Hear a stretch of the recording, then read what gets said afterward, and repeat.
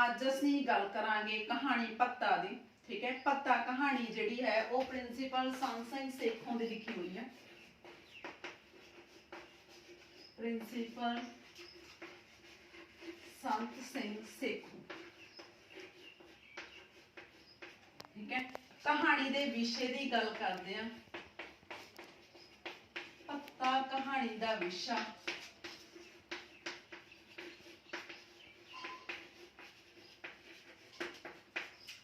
निमन वर्ग दे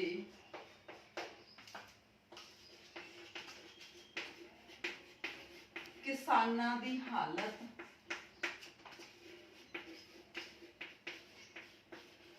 अते नौजवान मुंडे ते कुड़ियां दियां मन दियां भावनावां दा जिक्र कीता है।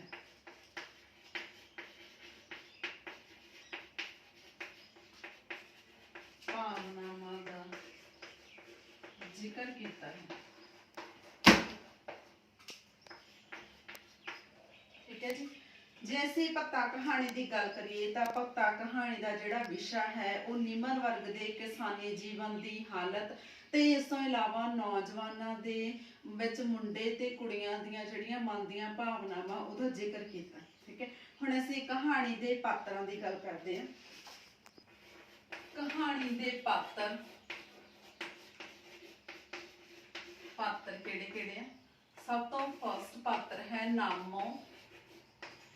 ठीक है, सेकंड है नामो दी मां। ठीक है, थर्ड है नामो दी भाभी।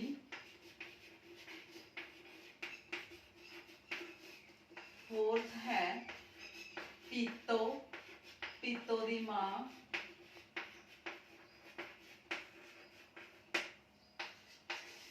ते एक बुढ़ी औरत। ठीक है जी, ये तो सीगे इस्त्री पात्र। हुण इधर आ जांदे आ पीतो दा बाप,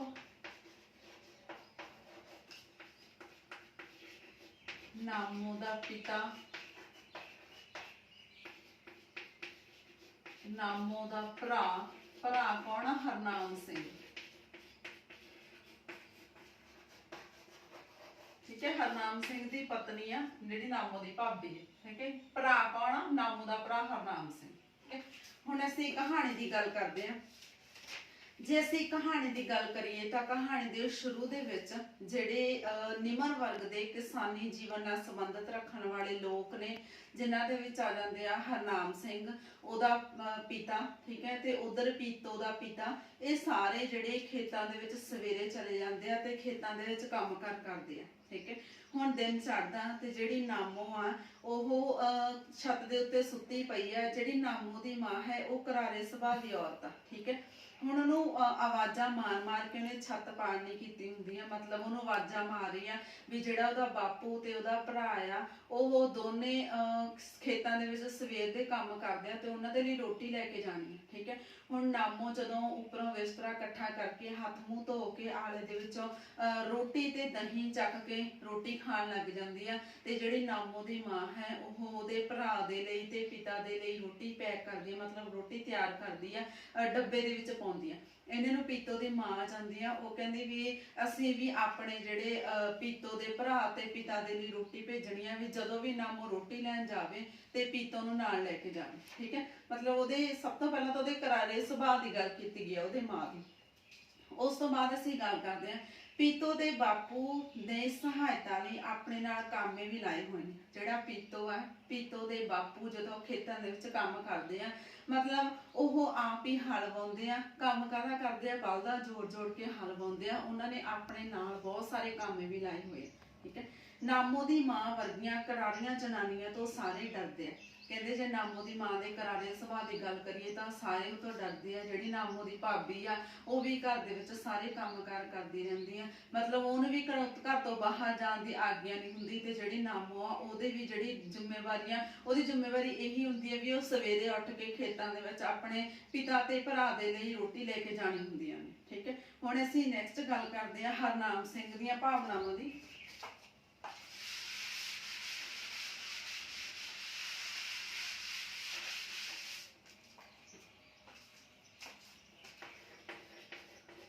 ਹਰਨਾਮ ਦੀਆਂ ਮਨ ਦੀਆਂ ਭਾਵਨਾਵਾਂ।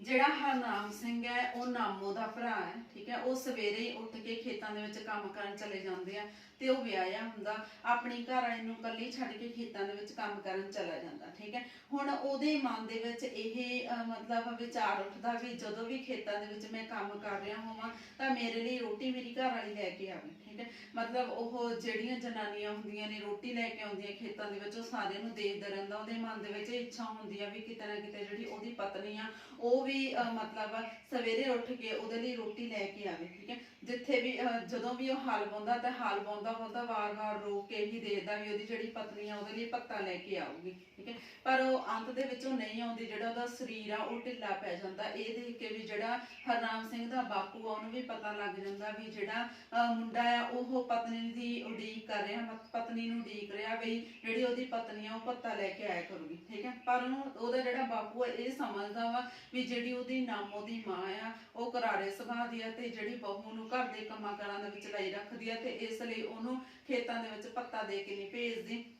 ਇਸ ਗੱਲ ਤੋਂ ਜਿਹੜਾ ਹਰਨਾਮ ਸਿੰਘ ਆ ਉਹ ਬਹੁਤ ਗੁੱਸੇ ਹੁੰਦਾ। ਉਹਨੂੰ ਆਪਣੀ ਮਾਂ ਦੀਆਂ ਇਹੋ ਜਿਹੀਆਂ ਗੱਲਾਂ ਬਿਲਕੁਲ ਪਸੰਦ ਨਹੀਂ ਹੁੰਦੀਆਂ। ਠੀਕ ਹੈ, ਨੈਕਸਟ ਗੱਲ ਕਰਦੇ ਆ ਅਸੀਂ ਨਾਮੋ ਦੇ ਦਲੇਰਪੁਣੇ ਦੀ। ਨਾਮੋ ਦਾ ਦਲੇਰ ਸੁਭਾਅ ਜਾਂ ਦਲੇਰਪੁਣਾ।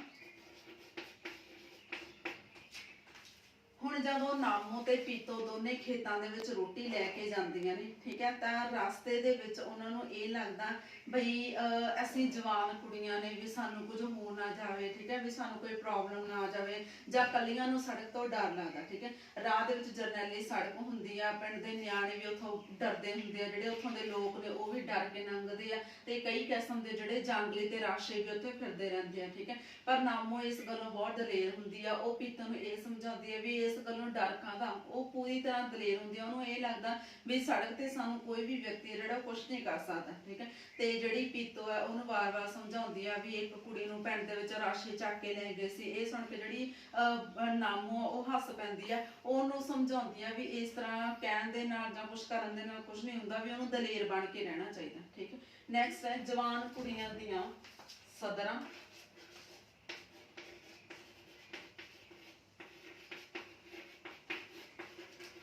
ਜਵਾਨ ਕੁੜੀਆਂ ਦੀਆਂ ਸਦਰਾਂ। ਜੇ ਅਸੀਂ ਭੱਤੇ ਕਹਾਣੀ ਦੀ ਗੱਲ ਕਰੀਏ ਤਾਂ ਭੱਤੇ ਕਹਾਣੀ ਦੇ ਵਿੱਚ ਜਵਾਨ ਕੁੜੀ ਦੀਆਂ ਜਿਹੜੀਆਂ ਮਨ ਦੀਆਂ ਸਦਰਾਂ ਤੇ ਭਾਵਨਾਵਾਂ ਦੀ ਵੀ ਗੱਲ ਕੀਤੀ ਗਈ ਹੈ। ਜਦੋਂ ਨਾਮੋ ਤੇ ਪੀਤੋ ਦੋਹੇ ਜਾਣੀਆਂ ਖੇਤਾਂ ਦੇ ਵਿੱਚ ਰੋਟੀ ਲੈ ਕੇ ਜਾਂਦੀਆਂ ਤਾਂ ਉਹ ਵਾਪਸੀ ਟਾਈਮ ਥੱਕ ਜਾਂਦੀਆਂ।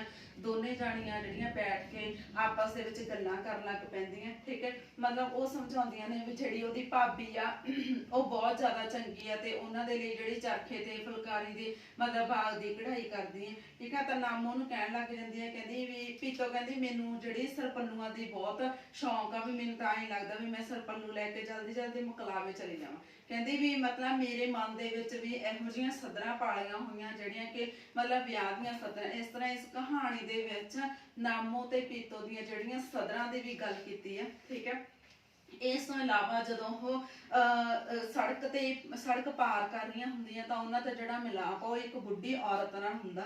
ਠੀਕ ਹੈ, ਉਹ ਬੁੱਢੀ ਔਰਤ ਉਹਨਾਂ ਨੂੰ ਇਹ ਯਕੀਨ ਹੋ ਜਾਂਦਾ ਵੀ ਜੇ ਸਾਡੇ ਨਾਲ ਇੱਕ ਬੁੱਢੀ ਔਰਤ ਆ ਵੀ ਜਿਹੜੀ ਸਾਡੀ ਜਵਾਨੀ ਆ ਮਤਲਬ ਜਾਂ ਅਸੀਂ ਕਿਸੇ ਤੋਂ ਡਰਦੇ ਆ ਜਾਂ ਸਾਨੂੰ ਕੋਈ ਜਵਾਨ ਮਰਦ ਜਿਹੜਾ ਕੁਝ ਕਹਿ ਨਹੀਂ ਸਕੂਗਾ। ਠੀਕ ਹੈ, ਮਤਲਬ ਉਹਨਾਂ ਨੂੰ ਉਸ ਬੁੱਢੀ ਦਾ ਆਸਰਾ ਹੋ ਜਾਂਦਾ। ਠੀਕ ਹੈ, ਇਸ ਤਰ੍ਹਾਂ ਉਹ ਓਪਰੇ ਮਰਦਾਂ ਤੋਂ ਡਰਦੀਆਂ। ਠੀਕ ਹੈ, ਪਰ ਇਸ ਦੇ ਮਾਮਲੇ ਦੇ ਵਿੱਚ ਜੇ ਗੱਲ ਕਰੀਏ ਤਾਂ ਜਿਹੜੀ ਪੀਤੋ ਆ ਉਹ ਬਹੁਤ ਜ਼ਿਆਦਾ ਡਰ ਜਾਂਦੀ ਹੈ ਤੇ ਨਾਮੋ ਔਲਟ ਇਸ ਦੇ ਨਾਮੋ ਜਿਹੜੀ ਬਹੁਤ ਜ਼ਿਆਦਾ ਦਲੇਰ ਹੁੰਦੀ ਹੈ। ਇਸ ਪ੍ਰਕਾਰ ਜੇ ਅਸੀਂ ਦੇਖੀਏ ਤਾਂ ਕਹਾਣੀ ਦੇ ਵਿੱਚ ਇੱਕ ਕਿਸਾਨੀ ਵਰਗ ਦੀ ਝਲਕ ਤੇ ਨੌਜਵਾਨ ਮੁੰਡੇ ਤੇ ਕੁੜੀਆਂ ਦੀਆਂ ਜਿਹੜੀਆਂ ਮਨ ਦੀਆਂ ਸਦਰਾਂ ਤੇ ਭਾਵਨਾਵਾਂ ਨੂੰ ਪੇਸ਼ ਕੀਤਾ ਗਿਆ। Thank you.